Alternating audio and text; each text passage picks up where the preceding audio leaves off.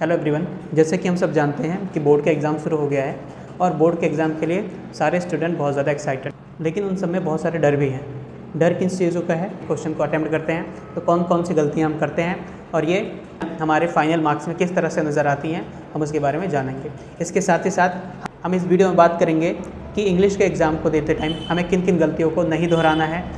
बहुत सारे बच्चे होते हैं जो बहुत सारी गलतियाँ करते हैं इंग्लिश के एग्ज़ाम में।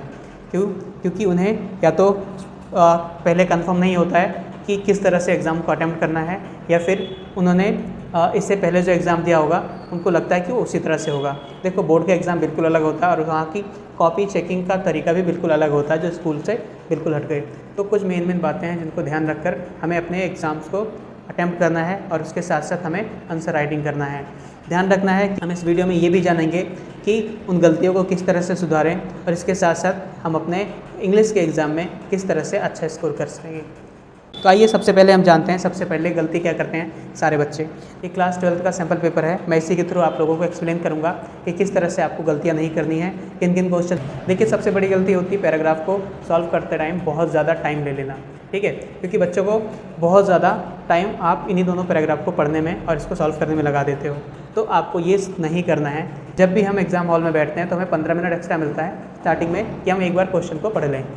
आपको उन्हीं 15 मिनट का यूटिलाइज़ करना है। आपको पूरे क्वेश्चंस को नहीं पढ़ना है। ठीक है, आपको क्या करना है उस 15 मिनट में? सबसे पहला काम यही करना है कि जो पहला पैराग्राफ होता है आप जितनी जल्दी हो सके आप उस पैराग्राफ को सॉल्व कर लो। कोशिश करो कि 15 मिनट में आप उसको रीड करके आप कम से कम उसके 5 से 6 क्वेश्चन तो सॉल्व कर ही लो।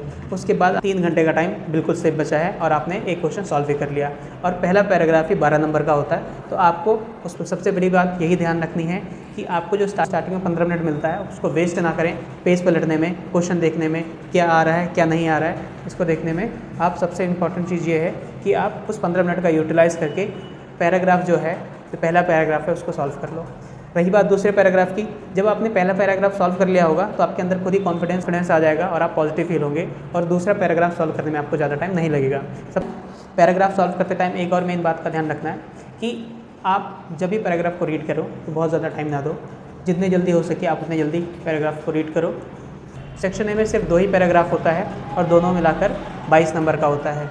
ये आपके लिए बहुत ज़्यादा इंपॉर्टेंट होता है पास होने के लिए, और उन बच्चों के लिए जो काफ़ी अच्छा स्कोर करना चाहते हैं उसके लिए तो बहुत अच्छा ही है। साथ ही साथ जिसको सिर्फ पास होना है, जिसको पास होने में भी बहुत प्रॉब्लम हो रही है, तो उसके लिए तो क्या है, ये बहुत ही बेहतरीन एक सोल्यूशन है क्योंकि आपको पैराग्राफ दिया हुआ है, आपको बस उसमें से आंसर देकर लिखना है।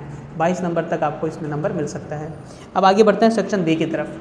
सेक्शन बी की तरफ बढ़ने से पहले मैं आपको बता दूं, सेक्शन बी बिल्कुल ग्रामर का पोर्शन होता है जैसा कि हम जानते हैं, और हमने स्टार्टिंग से लेकर एंड तक, पूरे साल भर के अंत तक कई सारे हमने ग्रामर के क्वेश्चन को सॉल्व किया होता है। लेकिन फिर भी क्लास में कई सारे बच्चे होते हैं जिनको समझ नहीं आता, और जिनको आता है उनके लिए तो बेस्ट है। सबसे पहले आता है नोटिस राइटिंग। ध्यान रखना, नोटिस राइटिंग सबसे इंपॉर्टेंट चीज़ होती हैं। फ्री के 4 नंबर आपको देकर जाता है, बहुत ज़्यादा चीज़ें इसमें नहीं होती हैं। तो कि आपको एटलीस्ट उसका फॉर्मेट तो पता होना ही चाहिए कि आप नोटिस लिखा कैसे जाता है।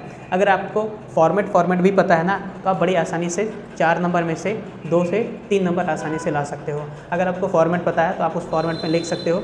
और इसके लिए क्या करना है, आपको बहुत ज़्यादा प्रैक्टिस की ज़रूरत नहीं है। एटलीस्ट सिर्फ दो नोटिस अगर आप खुद से सॉल्व कर लेते हो, प्रैक्टिस कर लेते हो, तो फाइनल एग्जाम में आपके 4 नंबर आपके होने से कोई नहीं रोक सकता। तो ध्यान रखना है, फॉर्मेट तो ज़रूर पता होना चाहिए और उसके साथ साथ आपको 1 से 2 क्वेश्चन आपको घर पे प्रैक्टिस करना है। उसके बाद आगे बढ़ते हैं। सेम ही टाइप का क्वेश्चन होता है इन्विटेशन, लेकिन इसमें हमें ऑप्शन देखने को मिल जाता है। एक इन्विटेशन होता है, एक रिप्लाई का होता है। ध्यान रखना 12th वालों कि आपको कभी भी एग्ज़ाम हॉल में, सबसे बड़ी गलती क्या करते हैं बच्चे, एग्ज़ाम हॉल में बैठकर क्वेश्चन डिसाइड करते हैं कि ये वाला करूँ या ये वाला करूँ, ये वाला करूँ या ये वाला करूँ। ये नहीं करना है। आप जितना ही वहाँ पर डिसाइड करोगे, जितना भी आप वहाँ पे सोचोगे, उतना ही टाइम ज़्यादा जाएगा और आपका माइंड जो होगा वो प्रॉपर काम नहीं करेगा और आप कन्फ्यूज़न में होगे और ठीक से फिर आंसर लिख भी नहीं पाओगे। तो ध्यान रखना, ये पहले डिसाइड कर लो कि आपको इन्विटेशन करना है या रिप्लाई करना है, और उन दोनों में से किसी एक चीज़ की प्रैक्टिस करो। ये सबसे इंपॉर्टेंट चीज़ है। ये तो रहा इन्विटेशन और उसके रिप्लाई की। अब आगे बात कर लें सबसे इंपॉर्टेंट चीज़ के बारे में, जो आपको शुरू से लेकर अंत तक आपके टीचर यही कहते हैं, इसको तो एक बार पढ़ लो, इसको तो एक बार पढ़ लो, एक बार इसकी प्रैक्टिस कर लो। वो है एप्लीकेशन। एप्लीकेशन 2 होता है, एक जॉब एप्लीकेशन होता है, एक लेटर टू एडिटर या फिर किसी और को लेटर लिखने की बात होती है, या फिर आप कुछ बाय या सेल कर रहे हो, इसके बारे में लिखना होता है। तो अभी डिसाइड करो कि आप जॉब एप्लीकेशन करोगे या लेटर टू एडिटर करोगे। अगर पहले ही पता होगा तो उसी को प्रैक्टिस करो, दोनों को प्रैक्टिस करके अपना दिमाग खराब मत करो ताकि एग्जाम हॉल में कंफ्यूज ना रहो, ठीक है। एटलीस्ट 2 एप्लीकेशन आपको प्रैक्टिस करना ही है ताकि आपको फाइनल में किस तरह से आपको लिखना है इसकी नॉलेज हो जाए और क्या फॉर्मेट है ये भी पता चल जाए। क्योंकि आप जब लेटर लिखते हैं तो लेटर को पढ़ने से पहले जो टीचर होता है आपका फॉर्मेट चेक करता है, ठीक। अगर वो लेटर का फॉर्मेट अच्छा होता है तो ही टीचर इंटरेस्ट दिखाता है कि आप पूरा लेटर को पढ़ें, अदरवाइज़ वो यूँ ही मार्किंग करके चला जाता है। तो लेटर है वो आपको 4 से 5 नंबर दिला सकता है। उसके बाद हम बात करते हैं आर्टिकल, ठीक है।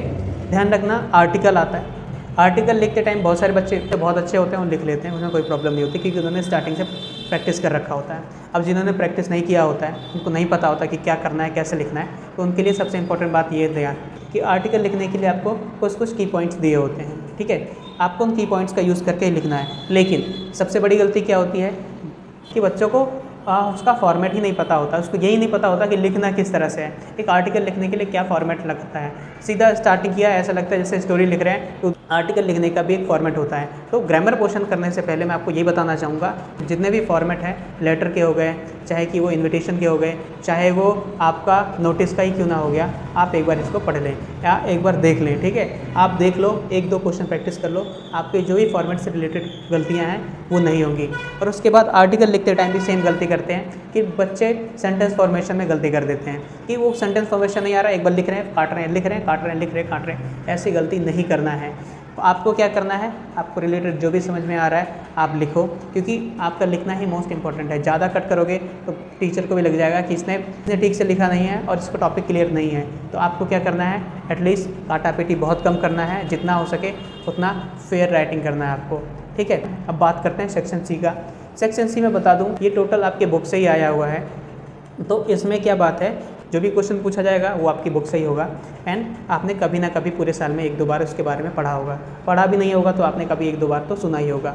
सबसे इंपॉर्टेंट चीज़ इसमें ये गलती करते हैं कि बच्चे कि काफ़ी सारे क्वेश्चन को छोड़ देते हैं, और गलती ये भी होती है कि लास्ट तक आते आते उनके पास टाइम नहीं बचा होता है और उन्हें ना चाहते हुए भी कई सारे क्वेश्चंस को छोड़ना पड़ता है, या फिर कई सारे क्वेश्चन का अच्छा खासा आंसर आता है और उन्हें उसे शॉर्ट करके कुछ लाइन में ही ख़त्म करना पड़ता है क्योंकि टाइम नहीं होता।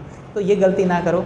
स्टार्टिंग के जितने पोर्शन है वो काफ़ी जल्दी कंप्लीट करो, क्योंकि आपको लास्ट वाले पोर्शन में टाइम चाहिए होगा, क्योंकि आप लास्ट पोर्शन काफ़ी ज़्यादा टाइम कंज्यूमिंग होता है और यही क्वेश्चंस होते हैं, लास्ट के जो क्वेश्चंस होते हैं वो आपको काफ़ी अच्छे नंबर दिला सकते हैं। तो सेक्शन सी में सारे क्वेश्चन आंसर आते हैं, ठीक है।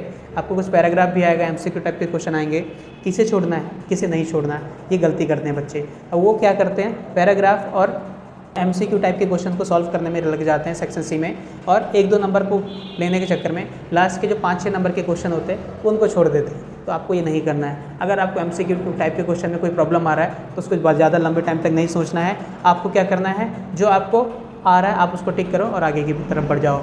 आपको सेक्शन सी में सबसे ज़्यादा इंपॉर्टेंट चीज़ें ध्यान रखना है, वो क्वेश्चन नंबर 10 से लेकर क्वेश्चन नंबर 13 तक, मतलब 10 से लेकर 12-13 तक जो क्वेश्चन होते हैं वो सबसे ज़्यादा इंपॉर्टेंट होते हैं। यहाँ से 2 नंबर से लेकर 5 नंबर तक क्वेश्चन होते हैं और यही नंबर आपके मार्क्स को बढ़ाते हैं, ठीक है। तो आप कोशिश करो लास्ट के क्वेश्चन तो सारे ही अटैम्प्ट करो। देखो, जो टॉपिक आपको समझ नहीं आ रहा है, जो क्वेश्चन आपको समझ में नहीं आ रहा है, उसको छोड़ो मत। आप देखो कि ये क्वेश्चन किस टॉपिक से है या फिर किस सब्जेक्ट से आया है। एटलीस्ट आपके बारे में आपके पास थोड़ा सा तो होगा कि माइंड में कि उस सब्जेक्ट में या फिर उस टॉपिक में क्या क्या कहानियाँ थी, क्या क्या स्टोरी था, क्या क्या पोएम था। आप उन्हीं स्टोरी और पोएम को थोड़ा सा एक्सप्लेन करके आप लिख सकते हो, ठीक है। बट छोड़ना एक भी नहीं है। ये आपको प्रैक्टिस ज़रूर करना है इन सभी चीज़ों का, मैं लास्ट बार बोल रहा हूँ। आई होप आपको समझ में आया होगा कि एग्ज़ाम हॉल में कौन सी गलतियों को नहीं करना है। सो यहाँ तक बने रहने के लिए thank you so much. All the best आप सभी को एग्ज़ाम के लिए।